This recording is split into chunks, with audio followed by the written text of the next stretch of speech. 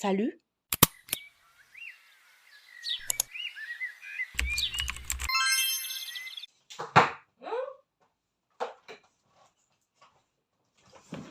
Là, je commence à essayer un truc. Je suis encore sur mon lit, comme vous l'aurez remarqué, parce que j'ai pas de poste fixe en fait dans ma chambre, vu que ma chambre, disons que c'est quelque chose de... voilà, je crois que vous m'avez comprise. Mais bon, on va pas parler trop longtemps. Je sais pas trop comment mettre mon truc. Mon frère il m'avait acheté un micro. Il y a encore l'étiquette derrière. Et je peux pas le connecter à mon téléphone que j'utilise pour filmer, mais je peux le connecter à mon PC. Donc c'est ce que je vais faire maintenant.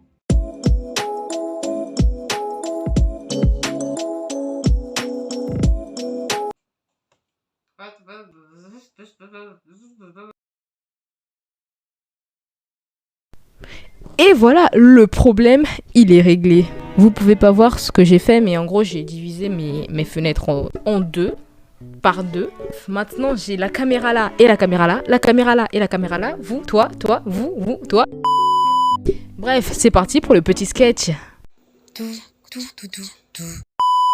Bonjour, je suis le BG Gustave III de Suisse et je hais le café. Bonjour, je suis un personnage secondaire qui vous écoute. Wesh, le perso secondaire, je vais faire une expérience pour que les gens aient peur du café. En ça, je suis sûr que vous y arriverez. Ouais, les deux TB là-bas, vous serez mes cobayes pour mon expérience. Ok.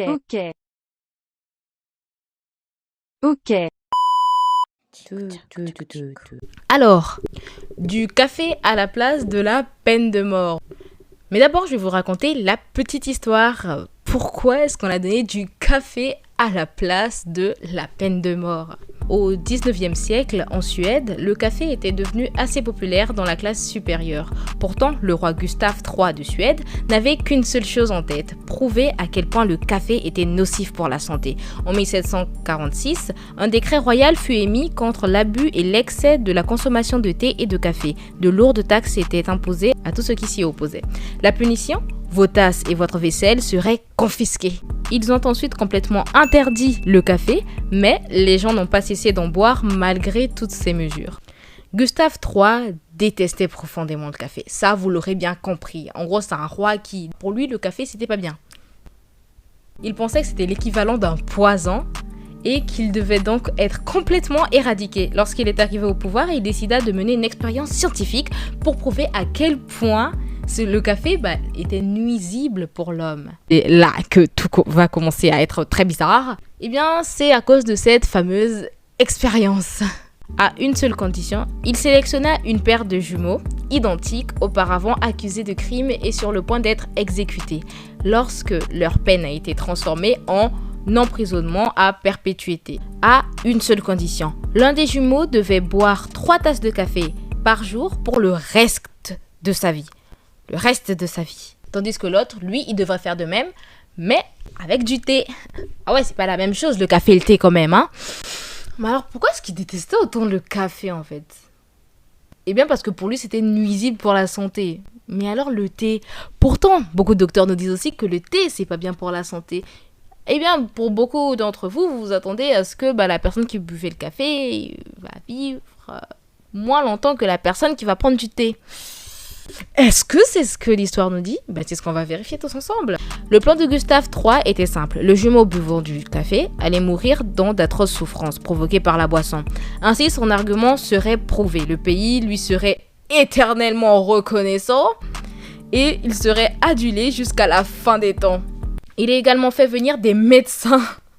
Le type, il a ramené des médecins pour bien s'assurer que l'expérience se déroulait bien, hein. Mais comme l'histoire le prouve souvent, attention, rien ne se passe jamais comme prévu. La première chose à noter dans l'échec de ce plan est que même les médecins n'ont pas vécu assez longtemps pour voir la fin de l'expérience. Pire que ça, les jumeaux ne sont pas morts par accident, ils sont morts de cause naturelle. Le buveur de thé est décédé à l'âge très avancé de 83 ans. Le roi lui-même a été assassiné en 1792 à 46 ans et mourut donc sans connaître le résultat final. Il ne resta alors qu'une personne, le buveur de café. Bien que la date de sa mort ne soit pas connue, le fait qu'il ait survécu alors qu'il devait justement être la personne trépassant avec les autres. Ça devait carrément être la première personne qui devait mourir. Ben non. Ah ouais, hein, l'histoire, c'est pas vous qui l'écrivez. Hein. Ah ouais, comme quoi, faut jamais croire en ce qu'on croit. Non, je voulais donner un super proverbe. Et donc, voilà, l'histoire est terminée. Est-ce qu'il y a une conclusion à cette histoire ? Eh bien, oui, il y a une petite conclusion. C'est que tout ne se passe jamais comme on le veut. C'est un peu logique aussi. Après, moi, je m'attendais personnellement à ce que ce soit le type qui buvait tout le temps du café qui allait mourir le premier. Parce que je me suis dit, à ce qui paraît, le café, c'est mauvais.